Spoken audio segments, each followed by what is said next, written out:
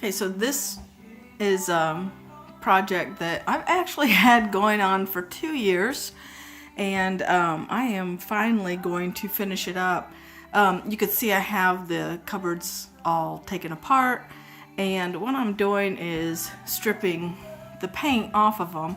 My original plan when we first moved into this house was to strip it down to the wood, but the blue paint that was used previously doesn't strip off very well, so I would have had to sand them, and that's a lot of work.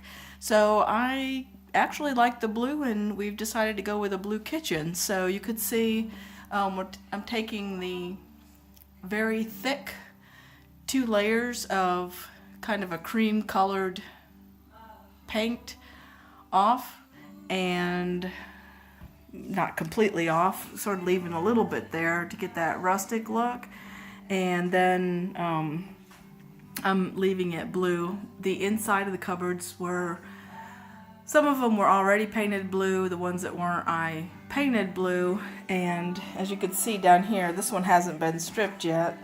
So this is the color that the entire kitchen was, including the pantry doors that I stripped earlier. They too at one point had been blue, and this is what the doors used to look at. Let me turn on the light. This is what the doors previously looked like. Oh, I can't do it that way. And we stripped the paint off of them, and then we cut out the shutter part to it, and Matt put in this corrugated tin. So this is now what our pantry doors look like. Painted some blue around the window frames and door frame, and then we painted the kitchen white to kind of brighten it up. Still have more we want to do to the kitchen. We want to change out the cupboard tops, or the countertops, and we also want to put some kind of backsplash in, but for now it's just a painted wall. And I am going to get back to the stripping the paint off. After I strip the paint off, I use a fine, let me see right here so I could show what I'm using. I use a fine sandpaper, and I'm just going to gently sand to get sort of the flakiness off, but I don't want to use anything too coarse because I don't want to take off that little bit of paint that I have left on there of the cream colored. I did the cupboard doors and the drawer fronts previously, and so they're all taken off right now, but this is kind of the look that we're going for, and we really like it. And the nice thing about going with this sort of rustic look is if they get dinged up, it actually doesn't matter. So it's sort of a low maintenance kind of choice, because they're never going to look like they need to be touched up. They're just going to look like we intended them to look. So here we are at Operation Make Kitchen Look Great. Angie's sanding away here. Let me come over here and get some action shots of this.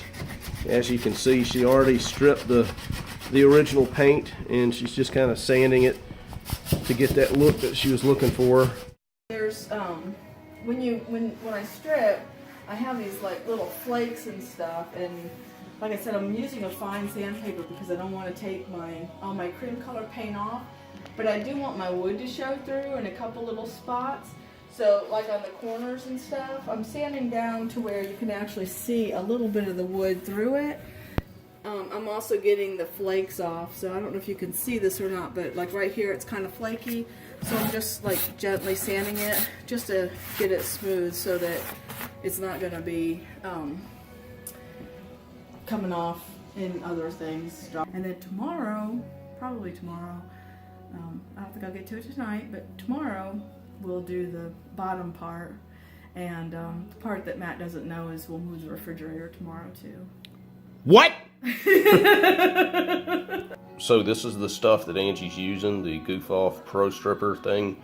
Just a couple of little tips. I mean, you probably picked it up already, but you notice Angie covered everything in here and put some some drop cloths on the floor. This stuff is really caustic, so make sure that you have everything covered that you want to have covered. These thick kitchen gloves seem to work pretty well. Yeah, the latex gloves pretty much disintegrated. Right. So make sure you get the really thick rubber gloves to work with this stuff. Yeah, and honestly, I probably should be wearing a mask, but I'm claustrophobic and I'm not a big mask person. Right, and that brings me to topic number 3 in regards to safety. Even though it's freezing cold outside, we have a window cracked and a fan ready because this stuff is really pretty wild when it comes to vapors, and just make sure you got plenty of open space and ventilation, and that should take care of it. Okay. I'm a follow the directions kind of person, and on the stripper package it says 15 minutes, but I can tell you it goes a lot faster than that. If it's going to take it off, it's going to be very quickly, and I'm going to show you that here. This has more than one coat of paint, so sometimes I have to use more than one coat of stripper. So I'm just putting it on with a paintbrush, which it always ruins the paintbrushes when you're done, so use a cheap one. And I have, like I said, the stripper poured in just a old pie pan here per the instructions, and I'm just gonna spread it around on here kind of generously because it really needs to be sort of thick. I haven't used other strippers. This is Goof Off professional strength, and it seems to be working pretty good for us, so that's just what I've used. Not a Consumer Reports person, so I haven't used other ones just to see how they work. So I'm sticking with it. So anyway, like I said, I'm just applying it. If it's gonna come off with the first coat, you could see Matt showing how it bubbles up, and it bubbles up very quickly.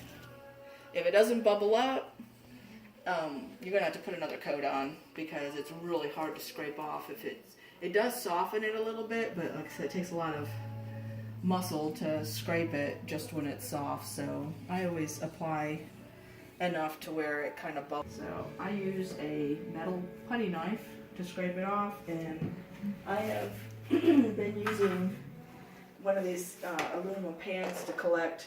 I mean, it doesn't get everything, but it kind of helps clean up. The other thing I like about this, because I'm using a putty knife, is I can scrape it on the sides and kind of get some of the stuff off. So here we go, just kind of scraping up. You could see the bubble areas come off real easy. And like I said, it doesn't take off the areas that don't bubble up. So I have to go back and I'll put a little bit more on there if I didn't get enough of the paint off that I wanted. There I go, and across the top. There we go. There we go. Okay, so this is the second coat I put on, the areas that didn't come off, and you can see this time it bubbled up pretty good on them. So I'm just gonna go in here and get the rest of it off to the point where I'm happy with it.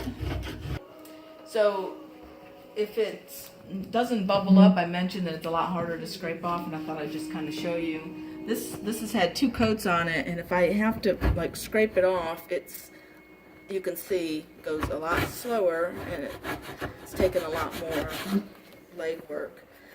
Couple things. I'm not worried about getting down to the wood because I like that look. And I'm not worried. I'm using a putty knife, and obviously because it's metal, it has sharp corners, and every once in a while it gouges the wood a little bit. Again, I'm not worried about that because if you've ever watched somebody making something look distressed, they gouge it purposely, so it's just kind of happening, so I don't worry about that. It's nothing really bad. It's just, like I said, little surface things. The other thing is, if, like I said, the putty or the stripper works really quick. The first time I used it, because I was following the instructions, I actually waited 15 minutes, and it actually dried back on it, and I had to reapply another coat to be able to really get it off, because when it dried, it kind of got sticky again and was on the counter. So I don't recommend waiting the amount of time that the can says. As soon as it's bubbled up, That's all it's going to do. It's not going to do any more. If you don't reapply it to the areas that didn't bubble up, it's not going to bubble up if you wait 15 minutes. So I highly recommend putting it in little sections like I'm doing, scraping it off very quickly as soon as it's, you know, bubbled and loose looking, and then just putting more on the areas that didn't. And here we are with the finished product. Our new kitchen after all the work that Angie has put in. Well, it's new to us, so, but as you can see, all of the panels have been scraped and sanded, and we got that nice blue background on all the upper and the lower cabinets that we were looking for. Had a joyous time putting all of these cabinet doors back on because you may not be able to tell from the video, but every single one of them is unique in size and shape. So it was like a huge puzzle piece to get all these together. But at any rate, there's our new and improved country kitchen. Next stop, countertops. Yeah.